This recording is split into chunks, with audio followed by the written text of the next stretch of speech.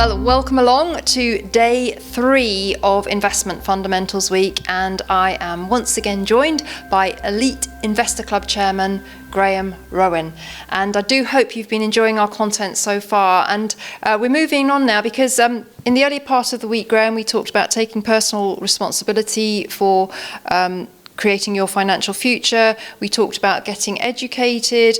Now we've got those 2 blocks in place, we're going to move on to what you call your income engine.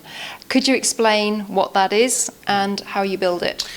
Yeah, I think and this can happen in parallel with the education piece, so it doesn't have to be sequential, but what I find, and this is from sort of 10 years of working with people on building their wealth, is that it may sound blindingly obvious, but one of the constraints on your ability to create wealth is how much income you have coming in.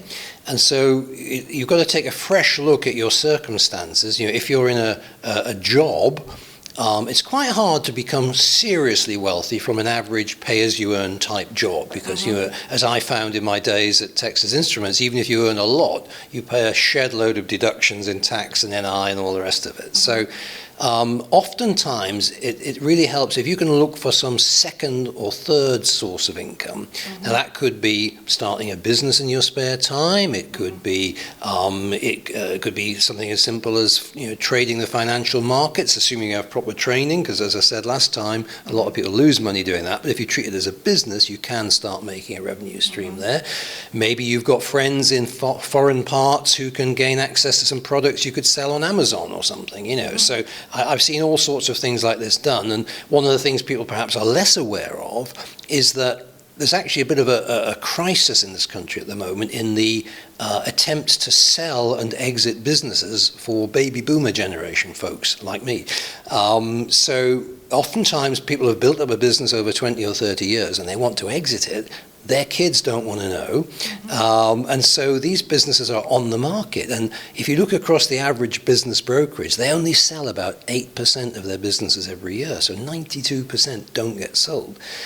So you can often find that you can actually buy a business, a going concern business, for not very much money and maybe just pay a kind of ongoing fee to the owner that becomes their pension. It's what they call deferred consideration. So you might actually find you could buy a business that could give you a higher income than your current job, and that could set you on the road to wealth. So really what I want people to do is kind of just open up their thinking a bit to what else can they do that's going to increase their income that can then feed into the wealth building part of the program. That's brilliant. I want to just dive in and add one other suggestion of how people might do that, and that could be to rent out a room in your own home. For instance, we rent out 2 rooms in our house in Guildford. One achieves $575 a month and the other achieves $725 a month. That is income from our own home. And I think in the context of property, it's very tax efficient because the government has the rent-a-room allowance, which is $7,500 tax-free income before tax kicks in. But also, if you're thinking of getting into property, it's a great way to start learning about tenant selection, tenant management, and kind of honing those skills that you can take forward when you start getting into your actual investment properties. So renting out a room in your own home is a good suggestion as well, I think. Absolutely, no, that's great, and that's kind of sweating assets that you already have available to you as well, isn't it? So, and I think that, you know, what we really want is people to develop the mindset where they think about that one, tick in the box, and then they start thinking, what else can I do? So I've found, for example, that people who are in a particular field, they're knowledgeable about a certain thing, they've maybe been working in a job where they get a salary, but actually they've got such specialist skills that if they were a consultant independently, they could earn 3 times as much and then have the tax benefits of operating in a limited company. That opens up possibilities for a very special kind of thing called a director's pension, which is way more flexible than standard pensions, and suddenly you've got more money to play with and more money to invest. So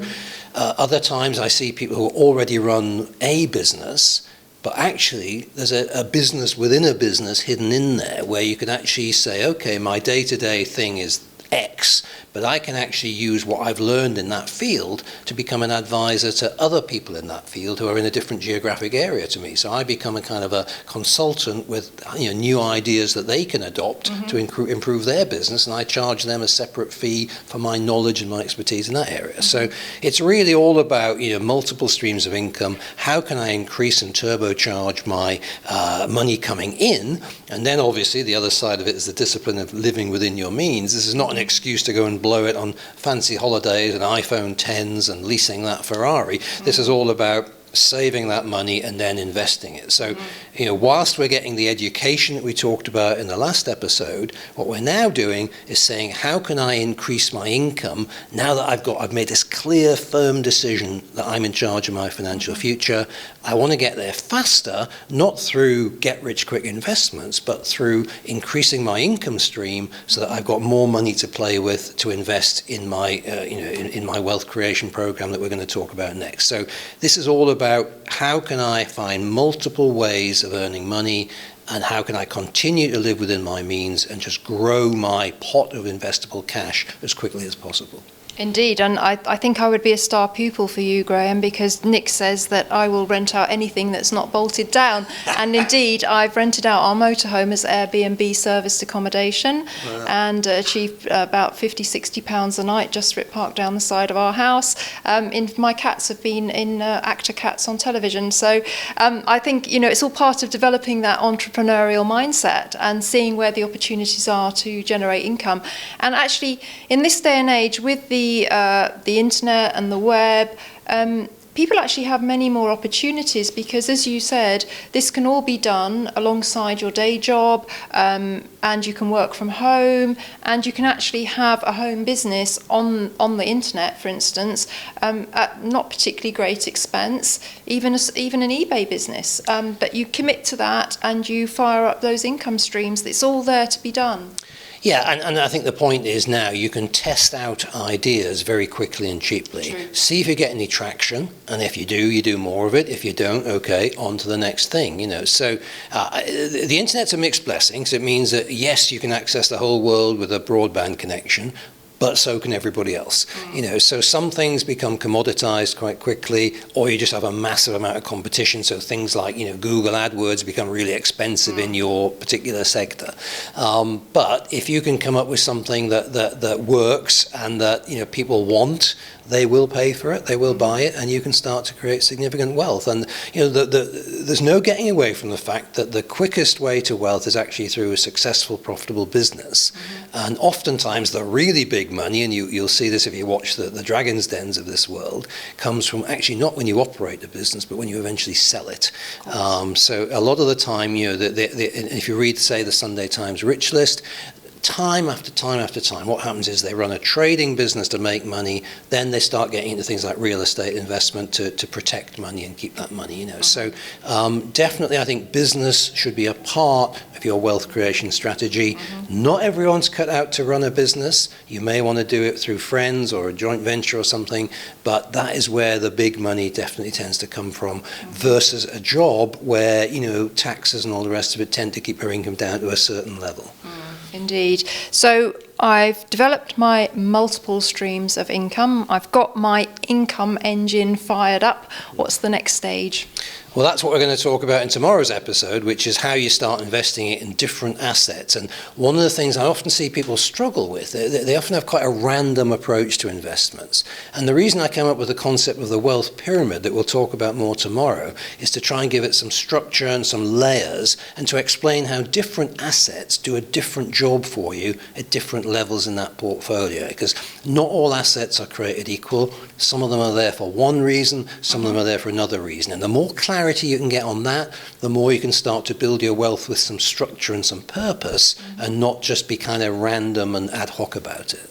Fantastic. Well, I'm very much looking forward to the next episode myself. So thank you very much for watching this episode. And if you have been viewing this on YouTube, please click the subscribe button. And if you would like to join the Property Tribes community, we invite you to click across to propertytribes.com. That is where our conversations are hosted. And please tune in tomorrow, where Graham will be explaining the concept of his wealth pyramid, and I'm sure it's going to be absolutely fascinating, as has been the week so far. So still lots more to come on Investment Fundamentals Week with my co-host Graham Rowan. So tune in tomorrow.